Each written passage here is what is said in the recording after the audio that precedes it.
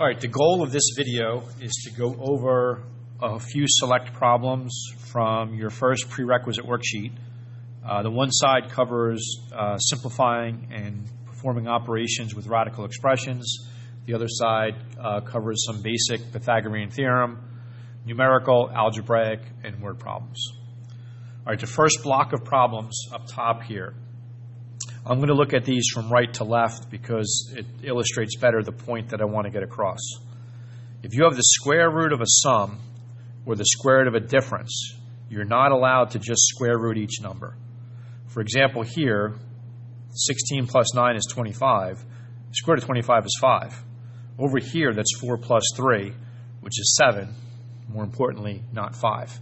So it's not valid to just square root each number if that's a plus or that's a minus.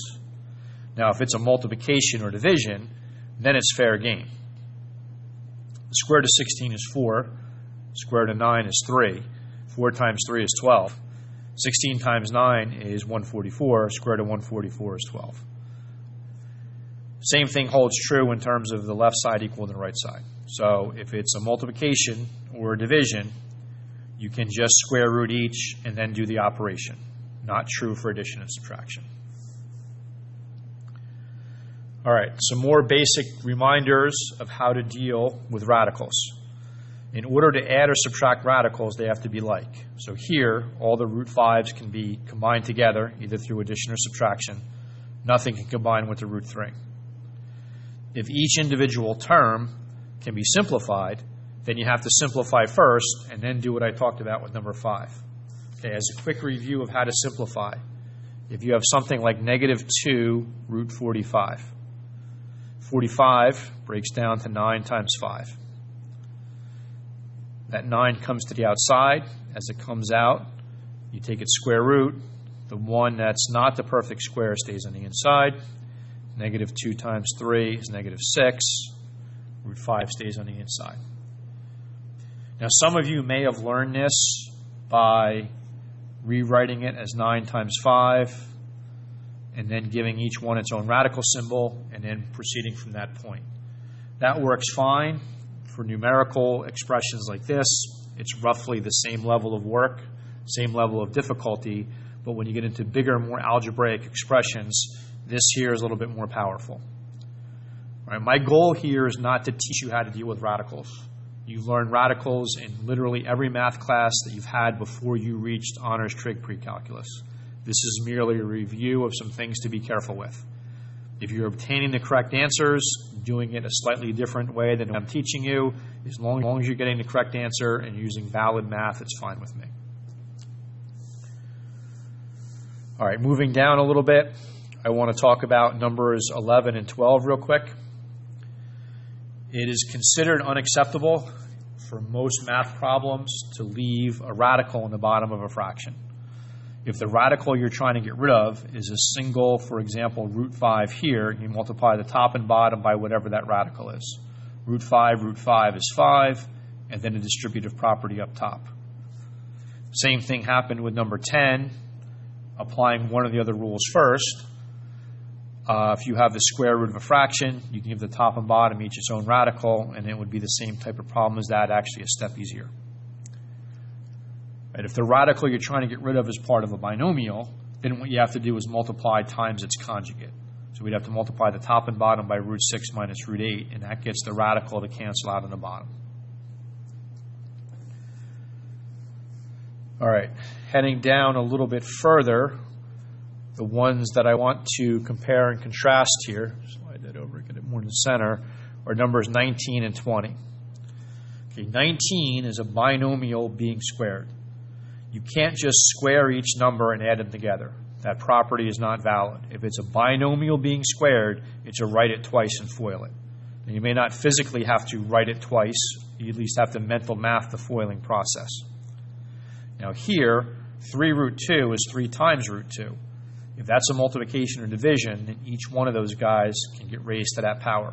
So the 3 gets squared, the root 2 gets squared, and then simplify what's left.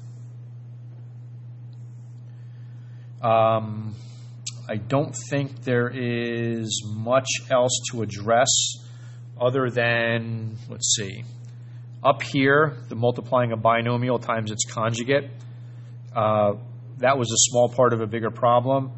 But down here, which number is it? Number 22, it's actually a problem in and of itself. It's a binomial times its conjugate. When you have a binomial times its conjugate, you don't have to do all of FOIL. You know the outer inner will cancel. So multiply the first and the last, and then simplify what's left. By the standing rule of, or some standing rules for all assignments that we do in here. Okay, if there's not enough room to show work on the worksheet that you're given or the worksheet you're printing out offline, do your work on separate paper, attach it when you hand it in, or submit it electronically. You do not have to invent work where work does not exist. For example, number 5, there is no work to be shown. Oops, scroll down further. That's just straight up mental math. You don't have to be showing work for that. Things like root 49 over 100, those are both just perfect squares. On the other hand, you get down here, for example, with number 24, you're not going from there to there with mental math. I don't care how smart you think you are, that's just not good math practice. Things like this you need to be showing work for. So when I'm going to be checking these, classworks, homeworks that are submitted or collected, they're graded on completeness, effort, and being on time. So the complete part, well, did you do them all? The on-time part is obvious, and then the effort is, if you have final answers for all of these, you're not going to get full credit without the work for at least some of them. The ones that you should be showing work for, the work needs to be shown either on the worksheet or on separate paper. Okay, on to the second side of that page.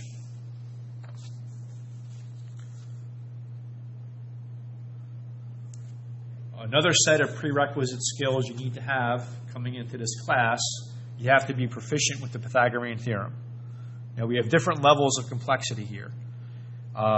Numbers 72, 73, and 74 are just straight up Pythagorean triples. Now, going back to the showing work, I would hope at this point of the game you recognize 3, 4, 5 as a right triangle. You don't have to be showing work for that. This is just a multiple of a 3, 4, 5. Instead of a 3, 4, 5, it's a 6, 8, 10. A 5, 12, 13, another common Pythagorean triple. Things like this here, you don't need to be showing work. If you show work, fine. There's nothing wrong with showing extra work, but it wouldn't be required. All right, once you get into things like 75, 76, and 78, those are ones where maybe you can show work, maybe not, depending on your level of ability. No matter what, we're talking about a Pythagorean theorem. I mean a right triangle, which means Pythagorean theorem is fair game. A squared plus b squared equals c squared. The a and the b are interchangeable. It doesn't matter which you call which, as long as you're not mixing them up halfway through the problem. They represent the two legs of the right triangle. The c is the hypotenuse. It's always the longest of the three sides, and it's always the one across from the right angle. All right. Now, for the non-word problem ones, we get into 77, 79. Nobody's mental mathing these guys. These are ones that are definite you need to be showing work for. Okay, whether they're nice, clean numbers, like 8 and 10, slightly messier, like 6 and 3 root 5, or getting into multiple algebraic expressions like x, 2x minus 5. The relationship of a squared plus b squared equals c squared still holds true. So as far as the mechanics of making your way through this problem, that's a binomial being squared, so that's a write it twice and FOIL it. The work is not shown here. Now we end up with an equation with x's and x squareds mixed together into the same equation. Overall, your options to solve this guy, you could factor, you can complete the square, you could use the quadratic formula, all three of which are considered to be prerequisite skills for this class. Factoring, when it works, is the quickest, fastest way to get to the final answer. It's usually in your best interest to try that first. So we get this stuff over here, factor the side with all the stuff. We have two potential solutions, x being 2/3 and x being 6. Right, well, x represents the length of a side of a triangle. So just x by itself, there's no reason to throw either one of those away. But with a 2x minus 5, if you plug in 2/3, it causes that length to be negative. You can't have a negative length for the hypotenuse of a triangle. So that gets discarded. There's only one possible x value, which is the 6. All right, 79, going to go over this one pretty quickly. A squared plus b squared equals c squared. A and b are interchangeable. That gets us to here. Now, if it's an x squared without an x term, you can solve these by square rooting. So we ultimately get down to x squared is equal to 12.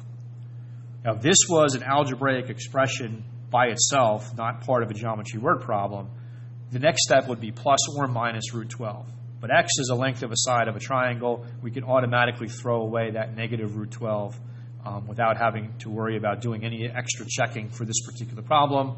And then root 12 simplifies to 2 root 3. All right, going over a couple word problems here.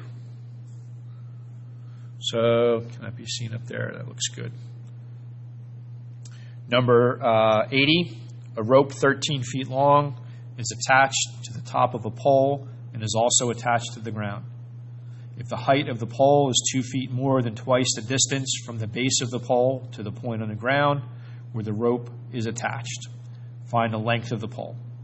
So you probably need to be drawing a picture for this. They're saying that the rope is 13 feet long.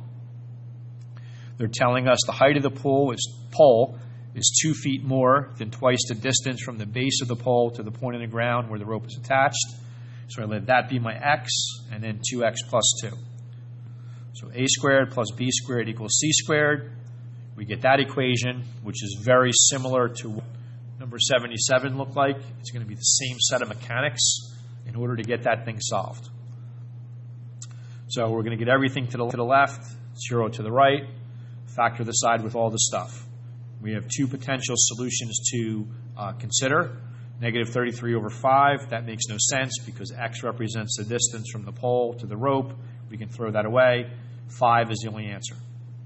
Now, one extra thing here you need to be careful with is the final thing they asked us for was not the distance from the pole to the rope. It was the height of the pole. That's 2x plus 2, so we have to plug that in and get a final answer of 12. Okay, 81 and 82, I think are relatively straightforward. I don't think they require much of an explanation. Number 83 finishes up with an example where we have to do a little bit of algebra in order to get to the final answer. At this stage of the game, I don't think there's anything extra that needs to be said that hasn't been addressed in previous problems. I think that pretty much wraps it up. Okay, as far as the showing of work, there's nobody in this class that's mental mathing 80 or 83. Those are two that clearly are ones that work need to be shown for. 81 and 82, those are ones you can recognize 30, 40, 50. That's a multiple of a 3, 4, 5 Pythagorean triple. 10, 24, 26 is a multiple of a 5, 12, 13 Pythagorean triple. So those are ones that it would be acceptable for the purposes of a classwork or homework to not really be showing a whole lot of work. Those are things that you can kind of recognize. To be on the safe side, you shouldn't have what AP refers to as naked answers. Just having 50 with nothing, although I am confident that you could be getting the 50, for a problem like this, at least show the sketch or show an equation, show a little something that goes with it to get you from that word problem to the final answer. All right, this assignment is to be submitted. I believe that the date that I have up on Google Classroom is by Friday night. It's possible that that changes between now and when you actually view this video. So just double check to see what the posting date is. One thing you want to be careful with, though, even though it's due on Friday, you always post it on the day it was assigned. So this was actually technically assigned on a Tuesday. When you submit it or post it, make sure it goes in that Tuesday slot.